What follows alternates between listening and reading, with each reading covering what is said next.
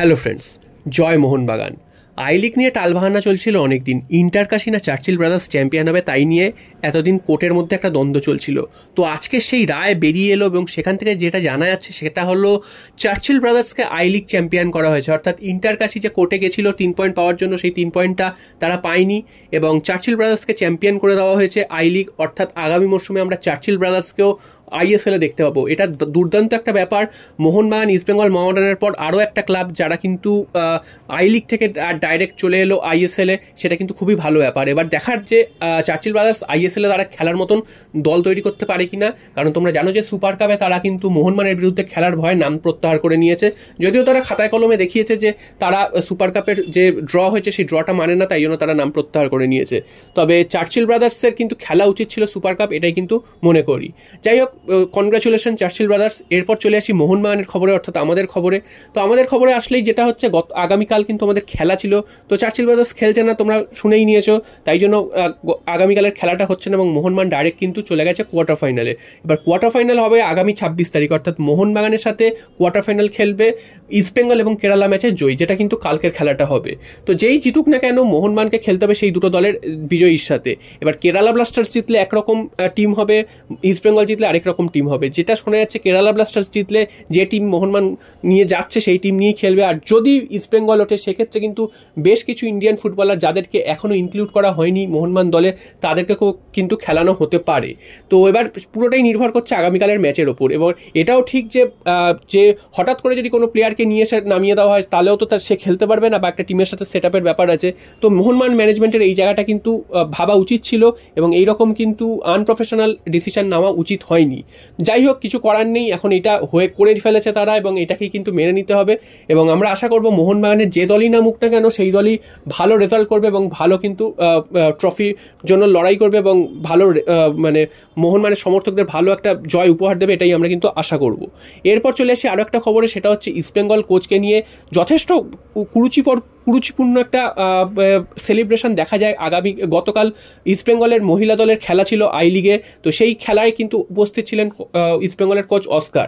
তো সেই সময় একটা ভিডিওতে দেখা যায় যে অস্কারকে একটা কুরুচিপূর্ণ একটা অঙ্গভঙ্গি করতে এবং তার পাশে কিন্তু বেশ কিছু ইস্টবেঙ্গল সমর্থকরা তারাও কিন্তু একটা অশ্লীল মন্তব্য করেন, যেটা নিয়ে কিন্তু চারিদিকে নিন্দার ঝড় উঠেছে। সমর্থকরা তো গালিগালাজ করেনি, এরা আমরা জানি, তবে একটা কোচ হয়ে কিভাবে এই ধরনের কাণ্ড কারখানা করতে পারেন সেটা কিন্তু খুবই বাজে জিনিস। যাই হোক, আমরা কিন্তু জামশেদপুরে গিয়ে আমাদের সমর্থকদের মেরেছিল, আমরা কিন্তু তার প্রতিবাদে কিন্তু আমরা যে তাদেরকে মেরেছি তা কিন্তু নয়, মাঠেই তাদেরকে জবাব দিয়েছি এবং তাদেরকে কিন্তু গোহারান হারিয়ে বাড়ি পাঠিয়েছি। এবার পালা কিন্তু ইস্টবেঙ্গলের। ইস্টবেঙ্গল যে নোংরামিটা করেছে সেই নোংরামির জবাব কিন্তু মোহনবাগান দেবেই, এবং সেটা কিন্তু মুখে নয় বা হাতে করে নয়, সেটা কিন্তু মাঠে খেলে দেবে।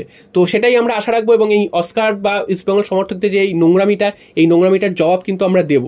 আর সবশেষে চলে আসি আরও খবরে, সেটা হচ্ছে মোহনবাগান আগামী মরশুমে কোন স্বদেশি বা বিদেশিদের টার্গেট করেছে সেটার একটা ধারণা দিই। তো তোমরা জানো যে বেশ কিছু দিন ধরেই কিন্তু বেশ কিছু স্বদেশি এবং বিদেশি ফুটবলারের নাম চারদিকে ঘোরাফেরা করছে। যেমন স্বদেশি প্লেয়ারদের মধ্যে কিন্তু যে নামগুলো ঘোরাফেরা সব থেকে বেশি করছে সেটা হচ্ছে ব্রাইসন ফার্নান্ডেস, এছাড়া পার্থিব গগৈ, দুদিন আগেই কিন্তু আমরা বিষ্ণুর কথা শুনেছি। তো এই প্লেয়ারগুলোর মধ্যে কোন কোন প্লেয়ারের আসার সম্ভাবনা আছে বা কোন কোন প্লেয়ারের সাথে অনেক দূর কথাবার্তা গিয়েছে, তো তোমাদের জানিয়ে দিই ব্রাইসন ফার্নান্ডেসের আসার সম্ভাবনা প্রায় নেই, কারণ ব্রাইসন ফার্নান্ডেস গোয়াতেই কন্টিনিউ করবে এবং মোহনবাগানের কিন্তু নেওয়ার কোনো ইচ্ছা নেই। হ্যাঁ, তার সাথে একটা লিঙ্ক আপ তৈরি হয়েছিল, সেই জন্য কিন্তু খবর উঠে এসেছিল, তবে এই মুহূর্তে কিন্তু ব্রাইসন ফার্নান্ডেসকে না নেওয়ারই সম্ভাবনা বেশি। আর এরপর চলে আসি যে আরেকজন প্লেয়ার, যেটা বললাম পার্থিব গগৈ। তো পার্থিব গগৈয়েরও আসার সম্ভাবনা খুব একটা নেই এবং পার্থিব গগৈকে মোহনবাগান চায় না, সেরকমই কিন্তু শোনা যাচ্ছে। আর পিভি বিষ্ণুর কথা তোমরা শুনেছো, পিভি বিষ্ণুর কথা দুদিন আগেই ছড়িয়ে পড়েছিল। তো বেশ কিছু জায়গা থেকে বলা হচ্ছে যে এটা ভুয়ো খবর, আবার বেশ কিছু জায়গা থেকে বলা হচ্ছে যে তার সাথে কথাবার্তা চলেছে। তবে এই মুহূর্তে দাঁড়িয়ে মোহনবাগানের যা পজিশন বা কন্ডিশন, সেখানে কিন্তু একমাত্র যদি ইস্টবেঙ্গলকে ইস্টবেঙ্গলের বিরুদ্ধে বদলা নিতে হয় সেক্ষেত্রে পিভি বিষ্ণুকে মোহনবাগান দলে নেবে। তাছাড়া কিন্তু মোহনবাগানের কিন্তু প্রয়োজন নেই। পিভি বিষ্ণু যেই জায়গায় খেলে বা সেই জায়গায় কিন্তু মোহনবাগানের একাধিক প্লেয়ার রয়েছে, তো এই জন্য পিভি বিষ্ণুকে এই মুহূর্তে মোহনবাগানের দরকার নেই। তো এখন দেখা যাক পিভি বিষ্ণুটা মোহনবাগান কিভাবে ডিল করে। তবে মোহনবাগানের সাথে যে একটা বিরাট লিঙ্ক আপ হয়েছে সেটা কিন্তু 100% সত্যি।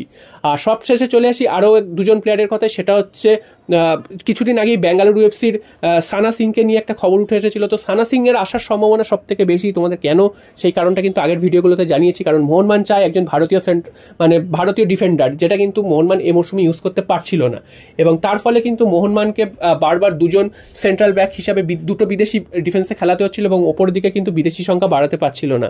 তো সেই সমস্যাটা মেটানোর জন্য কিন্তু মোহনবাগান ভারতীয় ডিফেন্ডারের খোঁজ চালাচ্ছে এবং সানা সিংয়ের সাথে কিন্তু অনেক দূর কথাবার্তা গিয়েছে এবং তাকে নেওয়ার জন্য ট্রান্সফার ফিও দিতে রাজি রয়েছে। এখন দেখা যাক শেষ পর্যন্ত সানা সিংকে মোহনবাগান দলে নিতে পারে কিনা। তবে এতগুলো প্লেয়ারের নাম বললাম, তার থেকে সব থেকে বেশি কিন্তু এই প্লেয়ারটির ওপরই কিন্তু মোহনবাগানের নজর রয়েছে, বা মোহনবাগানের সাথে এই মুহূর্তে সব থেকে বেশি লিঙ্ক আপ রয়েছে এই প্লেয়ারটির সাথেই। আর সবশেষে আরও একটা নাম, বিদেশিদের মধ্যে একটা নাম সব থেকে যেই নামটা উঠে এসেছিল সেটা হচ্ছে জ্যাকসন ইরভাইন। তিনি অস্ট্রেলিয়ান প্লেয়ার। এই প্লেয়ারটিকে মোহনবাগান নেওয়ার জন্য নাকি চেষ্টা করেছিল, এরকম খবর উঠে এসেছিল। তবে তার কিছুদিনের মধ্যেই সেই খবরটা নস্যাৎ হয়ে যায় এবং সেটা কিন্তু ভুয়ো বলে প্রমাণ হয়ে যায় এবং জ্যাকসন ইরভাইন কিন্তু এই মুহূর্তে মোহনবাগানে আসছে না। তো হাতে রইল একজনই, সেই সানা সিং। সানা সিংয়ের সাথেই কিন্তু এই মুহূর্তে মোহনবাগান কথাবার্তা চালাচ্ছে। আর যেটা শোনা যাচ্ছে যে খুব বড় মাপের কোনো ল্যাটিন আমেরিকান ফুটবলার তাকে কিন্তু টার্গেট করা হচ্ছে, যেটা কিন্তু ভারতীয় ফুটবলের ইতিহাস তৈরি হতে চলেছে।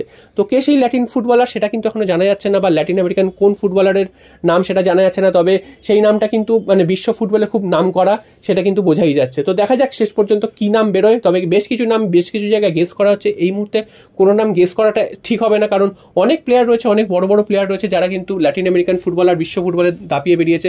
তো দেখা যাক শেষ পর্যন্ত কোন প্লেয়ার উঠে আসে, আমরা কিন্তু অপেক্ষায় থাকবো। জয় মোহনবাগান।